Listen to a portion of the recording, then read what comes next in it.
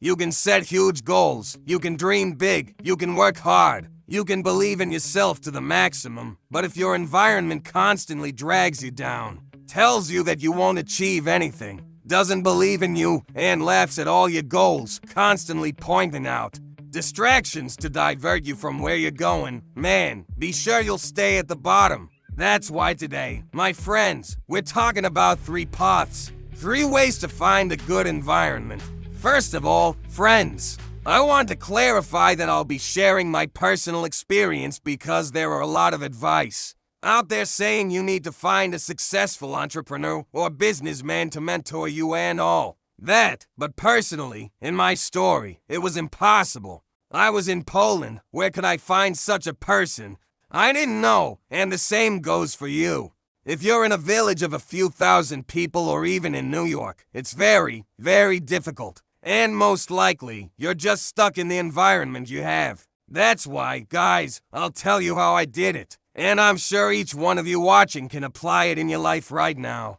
Before we get to the 3 ways to find the environment that lifts you up and takes you to the top, I want to say that if you're trying to change that environment, but at the same time, you're consciously not getting rid of the environment that you understand is dragging you down or keeping you in the same place, then you're blocking the influence of a good environment. If you're watching this video right now and you understand it, you immediately know who I'm talking about. You're 2 friends, Peter and Ted, with whom you hang out all the time, drinking beer in the evenings, going around the park, chasing girls. That's the environment that constantly pulls you down, making you unwind on Fridays, Saturdays, and Sundays just to take a break from work, to enjoy life. That's the environment that leads you to clubs all the time. In the evening, when you try to concentrate and work on yourself, they cover it up by saying, man, these are the best years of our lives. We'll have time for tablets and stuff later.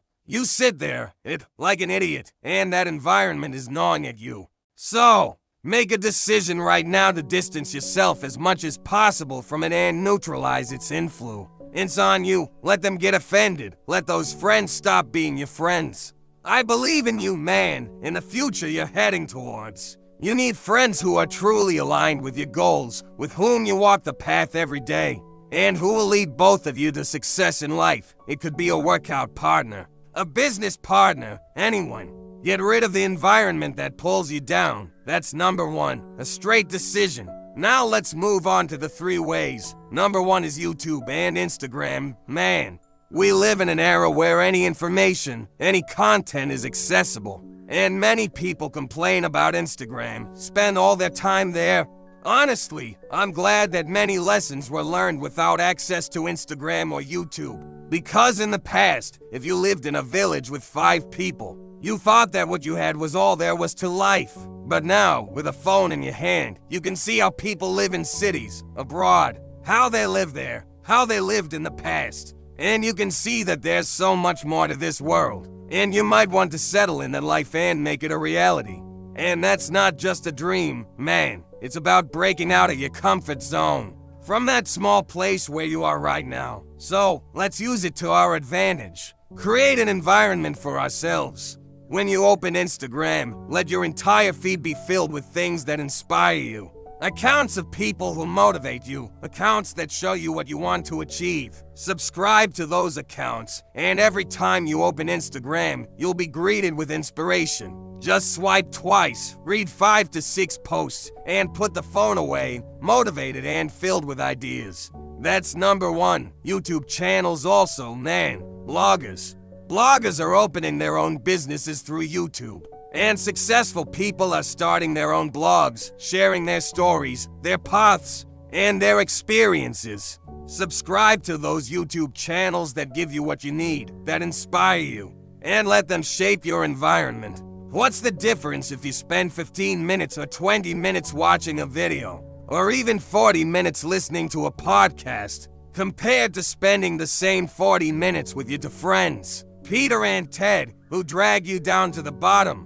Essentially, it's the same effect, but in one case, you're moving towards success, and in the other, they're holding you back. They try to reprogram your brain for success. That's why we have the number 1 way, Instagram and YouTube. Don't neglect them. The second way is books. Books were my number one source of inspiration. Because I didn't have many people in my immediate environment who were more successful than me. I didn't have constant interaction with people who had achieved much more than I had. That's why books became my virtual company. Here's a book I recommend, Who Will Cry When You Die, by Robin Sharma. I'll explain why I chose this book. When you read a book, don't just see it as a source of information. Treat it as if it's a living being. At the end of each book, or even before you start reading, learn about the author. Study their biography, their other books, their story, where they were born, what they're doing now, how they live. Immerse yourself in their world as if you're learning from them. Open the pages of the book and imagine you're having a conversation with the author, as if they're your friend who is sharing their experiences and lessons with you. That's the second way, books. And now, let's move on to the third way. This technique is called hiring your personal board of directors. As described by Robin Sharma on page 95 of his book, the idea is to have people who inspire you in different areas, such as business, fitness, finance, and other disciplines. Imagine you have a question or need to make a decision. Picture yourself sitting at a table with 5 people who inspire you. You have Arnold, Grant Cardone, Robin Sharma, Kobe Bryant, and Benjamin Franklin. These are the people you have learned about, whose biographies you've read, and whose lives and decisions you are familiar with. When you face a challenge or feel lazy, ask yourself, what would Kobe do? Or what advice would Benjamin Franklin give? By utilizing these 3 methods, you can create a powerful environment for yourself. Surround yourself with the knowledge and wisdom of these individuals, and let them guide you on your journey toward your dreams. Thank you for watching. If you enjoyed this, please like and leave your comments below.